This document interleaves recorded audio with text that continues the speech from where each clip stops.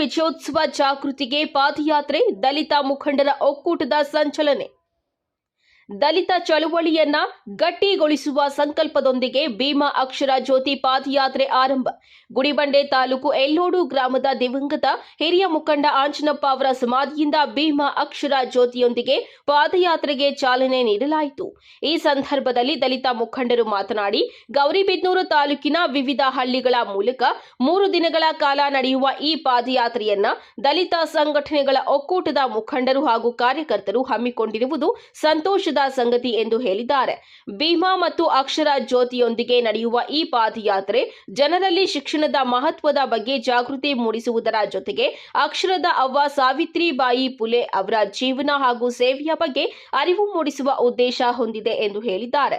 ದಲಿತ ಸಂಘಟನೆಗಳ ಒಕ್ಕೂಟದ ಅಧ್ಯಕ್ಷರು ಎಂಆರ್ ಸತ್ಯನಾರಾಯಣ ಅವರು ಮಾತನಾಡಿ, ದೀನ ದಲಿತರ ಅಕ್ಷರ ಹಕ್ಕಿಗಾಗಿ ಇಂತಹ ಜಾಗೃತಿ ಕಾರ್ಯಕ್ರಮಗಳು ಇಂದಿನ ಅವಶ್ಯಕತೆ ಇದೆ ಎಂದು ಹೇಳಿದ್ದಾರೆ. ಹಾಗೂ ತಾಲೂಕಿನಲ್ಲಿ 2ನೇ ಬಾರಿ ಕೊರೆಂಗಾ ವಿಜಯೋತ್ಸವ ಕಾರ್ಯಕ್ರಮವನ್ನು ಹಮ್ಮಿಕೊಳ್ಳಲಾಗಿದ್ದು, ಇಂತಹ ಕಾರ್ಯಕ್ರಮಗಳು ಜನಸಾಮಾನ್ಯರಲ್ಲಿ ಸಂವಿಧಾನಾತ್ಮಕ ಮೌಲ್ಯಗಳು ಮತ್ತು ಸಾಮಾಜಿಕ ಜಾಗೃತಿಯನ್ನು ಹೆಚ್ಚಿಸುತ್ತದೆ ಎಂದು ಅಭಿಪ್ರಾಯವನ್ನು ವ್ಯಕ್ತಪಡಿಸಿದ್ದಾರೆ. ಈ ಸಂದರ್ಭದಲ್ಲಿ ದಿವಂಗತ ಎನ್ ಆಂಜನಪ್ಪ ಅವರನ್ನ ಸ್ಮರಿಸಿ ಭಾವನಾತ್ಮಕವಾಗಿ ಹಾಡುಗಳನ್ನು ಹಾಡಲಾಯಿತು.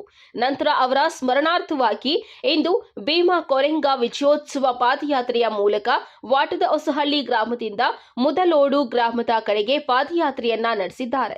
ಈ ಪಾದಯಾತ್ರೆಯಲ್ಲಿ ದಲಿತ ಸಂಘಟನೆಗಳ ಒಕ್ಕೂಟದ ಗೌರವಾಧ್ಯಕ್ಷ ಸಿ ಚೆನ್ನಪ್ಪ, ವಕೀಲ ಬಿಕೆ ನರಸಿಂಹಮೂರ್ತಿ, ಸನಂದಪ್ಪ, ಅಶ್ವತ್ಥಮ್ಮ, ರಾಮಾಂಜನಪ್ಪ, ಗಂಗಪ್ಪ, ನಾರಾಯಣಸ್ವಾಮಿ, ಲಚ್ಚಿ, ಗಂಗಣ್ಣ, ಟಿ ಬಾಲಯ್ಯ, ಬಾಲಾಜಿ, ಗೋಪಾಲ, ಅಶ್ವಥ್, ವೆಂಕಟೇಶ್, ಕಿರಣ್, ನಾಗರಾಜು, ಮೂರ್ತಿ, ವೆಂಕಟಸ್ವಾಮಿ, ಗಂಗಾಧರಪ್ಪ ಸೇರಿದಂತೆ ಅನೇಕ ಮುಖಂಡರು ಹಾಗೂ ಕಾರ್ಯಕರ್ತರು ಮತ್ತು ಗುಡಿಬಂಡೆ ತಾಲೂಕಿನ ದಲಿತ ಮುಖಂಡರು ಭಾಗವಹಿಸಿದ್ರು.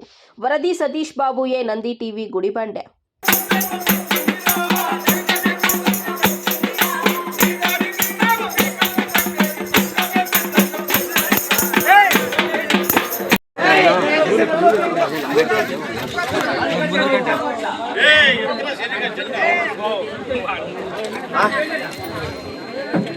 ఇక్కడ సార్ ఇక్కడ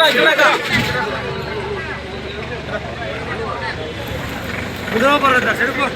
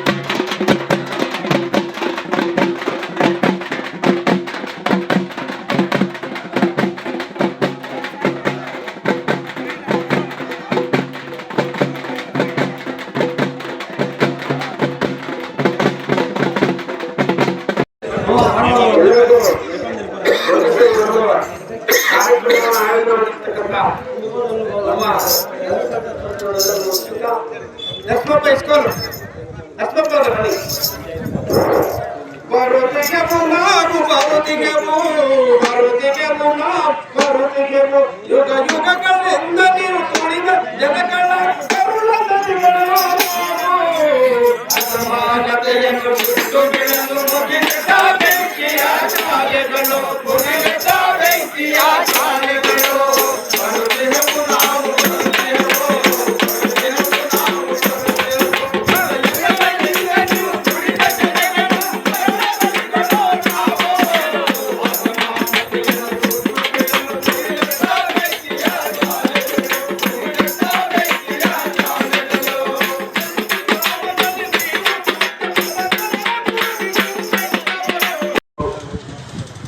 ಇದೆಲ್ಲ ಜಾಸ್ತಿ ಆಗುತ್ತೆ.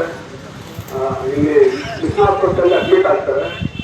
ಅವಾಗ ನಾನು ಅಲ್ಲಿಂದ ಊಟ ತಗೊಂಡು ಬಂದು ಕೊಡ್ತಾ ಇದ್ದೆ ದಿನ.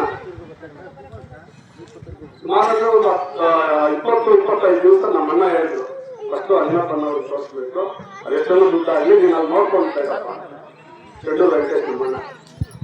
ಆವಾಗ ನಾವು ಮಿಷನ್ ಹಾಸ್ಪಿಟಲಲ್ಲಿ ಒಂದೂವರೆ ತಿಂಗಳು ಅಲ್ಲೇ ಏನ್ ಮಾಡಿಸ್ಕೊಂಡು ಬಂದು ಬಾಗೇಪಲ್ಲಿ ಬಂದಾಗ ಮೇಲೆ ನಿಂತಾದ್ರು. ಯಾಕಂದ್ರೆ ಅವರು ಅಷ್ಟೊಂದು ನೋವು ತಿಂದು ಜನಗಳ ಮಧ್ಯದಲ್ಲಿ ಇಟ್ಕೊಂಡು ಅವರು ಹೋರಾಟ ಮಾಡ್ಕೊಂಡು ಬಂದರು. ಇದ್ದೀನಿ.